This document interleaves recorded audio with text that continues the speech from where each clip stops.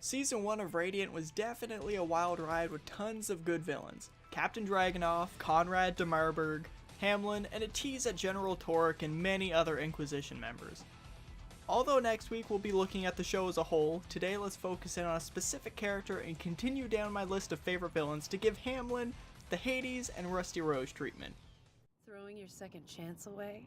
How stupid of you.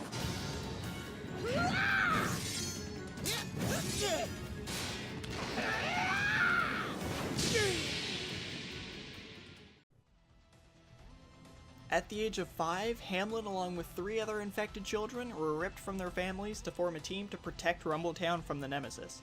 Despite them being exploited for the sole purpose of defending the people of Rumbletown, just like in most places in this world, citizens fear the sorcerers and they protest outside the jail where they're being held. The Inquisition member in charge, Oshimare.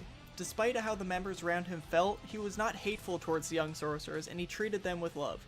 They were just children who did nothing wrong to deserve to be in jail. To calm Hamlin and the others down from the angry mob, he gave them his pipe to play whenever they got scared.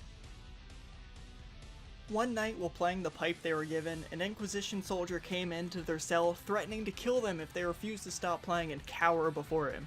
This ugly Hitler stand-in is the soon-to-be Captain Conrad de Marburg, the righteous, unbreakable wall of Rumbletown and its so-called champion. Seeing Major Oshimare's common human decency towards the children, Conrad devised a plan to take control of Rumbletown. He began spreading rumors on how dangerous the infected children were, only to later release them from their cell into the city. As Oshimare rushed to save them, the citizens of Rumbletown beat and killed 3 of the children before he was able to save Hamlin.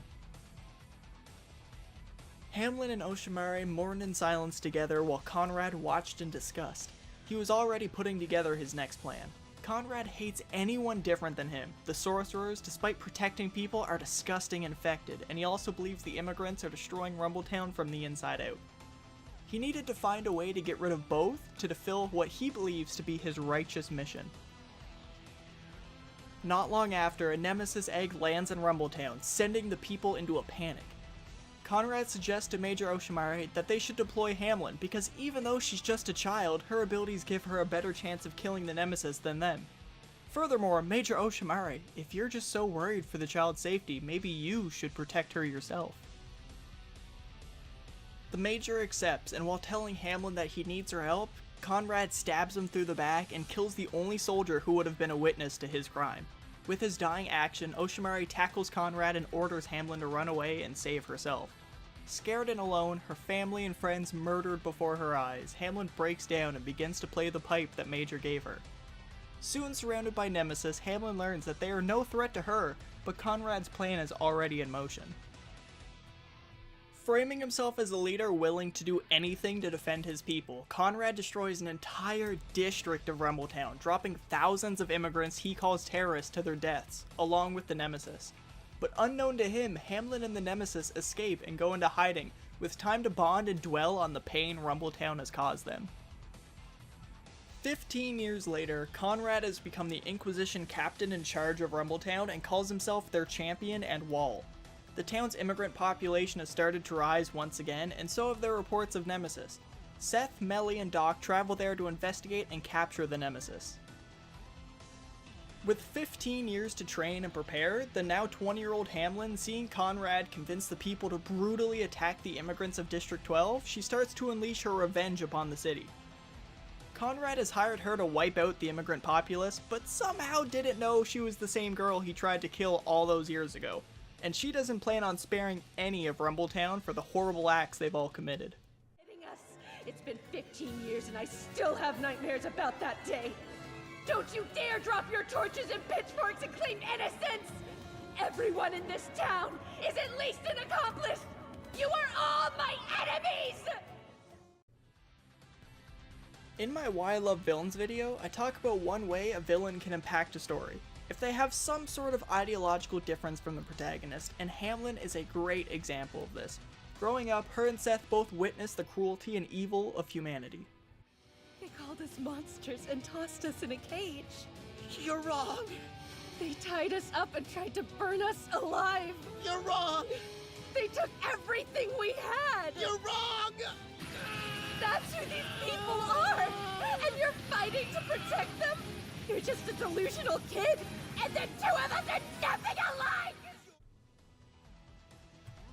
Being attacked, beaten, many killed, and treated less than human, Seth believes people are naturally good, but are just scared by sorcerers, and if he can destroy all the nemesis, they'll begin to respect the infected. Hamlin, being through all the same traumatic experiences, rightly believes people are evil in their core and are easily corruptible. No matter how many times they see you save their lives, they still want to beat you and burn you at the stake.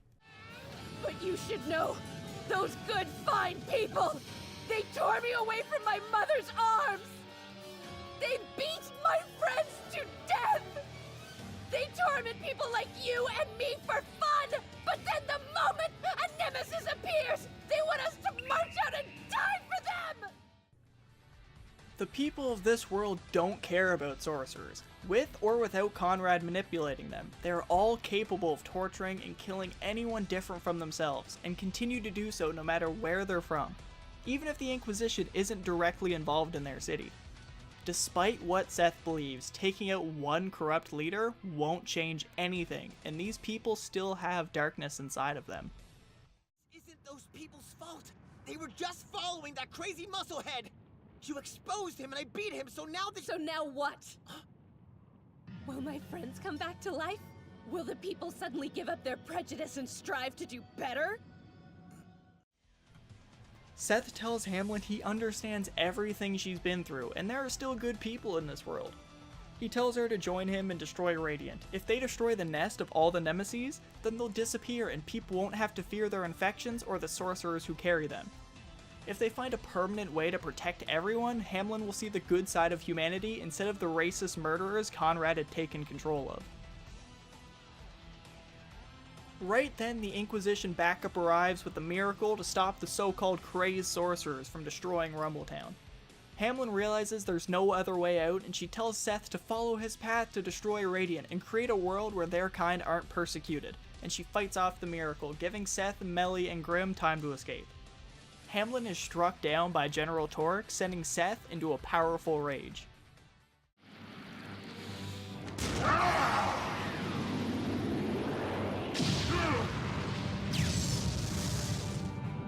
Ha ha! That boy is quite something once his anger's aroused.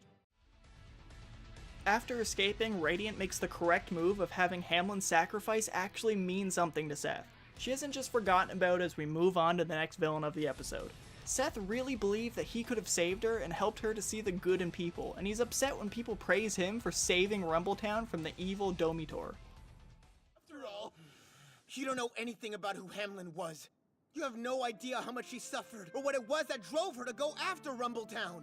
You've never felt an ounce of her pain. Stop acting like you have any right to judge her! Hamlin isn't a throwaway opening villain like so many of them seem to be, even without Captain Conrad building her story up more and being an equally important villain in this arc. Conrad didn't necessarily have to exist outside of Hamlin's flashbacks for her situation to resonate. She's a perfect example on writing a sympathetic villain, and even if it sucks to possibly never see her again, at least she doesn't feel like a forced new protagonist after switching sides. I'm sorry. If not for me, you wouldn't have.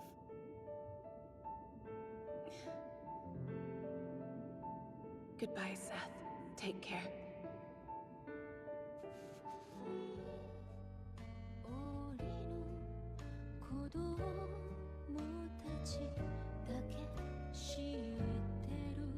鎖の街